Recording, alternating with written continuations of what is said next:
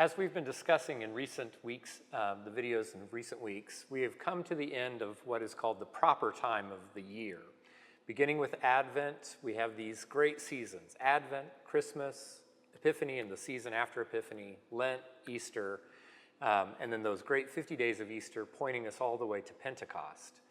And then the other half of the year, roughly the other 6 months, is what we call the green season, or the ordinary time of the year. It's that long season after Pentecost. And last week we had our first Sunday after Pentecost, which is always remembered as Trinity Sunday.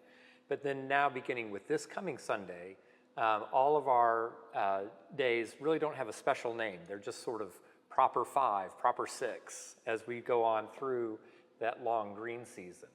And befitting of the summer, things are a little bit easier and slower and a little bit more easygoing. And so we'll certainly have that all reflected in our liturgy.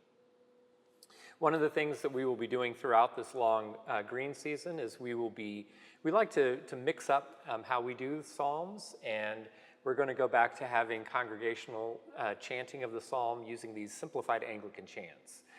It's significant to know that, or to think about, the book of Psalms in the Bible is oftentimes referred to as the Bible's hymnal. That there is some thought that maybe all of the Hebrew scriptures were originally intended to be chanted. There's some scholarly debate about that, but absolutely for sure the Psalms were always sung, and they really did amount to the hymnal of the Jewish faith in the time before Christ, and then indeed on beyond Christ's earthly ministry. So it's very fitting for us to sing these congregational. It's nice to have some variety in our psalmody. It's nice to have the choir chant them with plain song or with Anglican chant, but it's also really a wonderful thing to share with our congregation. So all through the season, we'll have the simplified Anglican chant, where we have these 8 chords, and we switch notes at the end of each half of a verse. They're very easy to follow. You look for the bold syllables, and that's where you move to the note. And then the open notes are what we call recitation notes, where we have a bunch of syllables or a bunch of words all on that same pitch. And we'll be using several different simplified Anglican chants, but all of them are very easy to follow. So the chant for this Sunday starts off.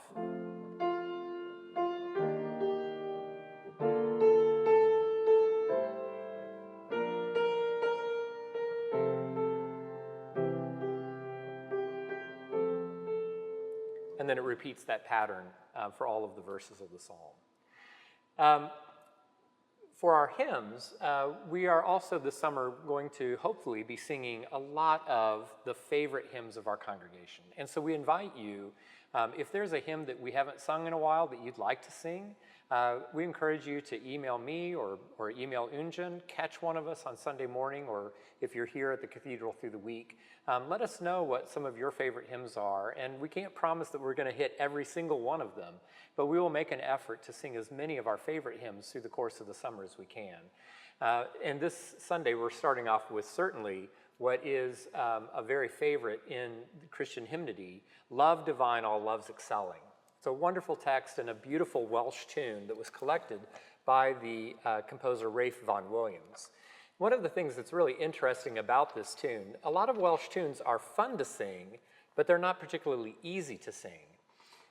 Whereas this tune, Hyfrydol, all of the melody notes fall within that span of a fifth, 5 notes up and down. 1, 2, 3, 4, 5, 5, 4, 3, 2, 1.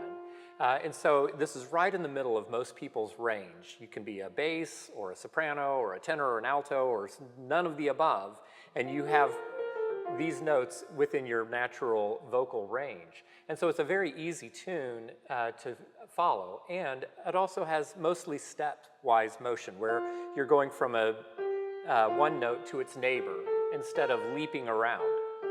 There are a few leaps, like here.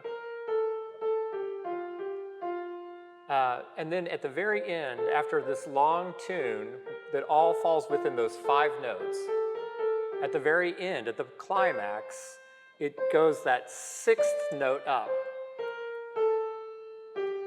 So it does actually expand that range of a fifth by one note that comes very close to the end for sort of a climactic effect.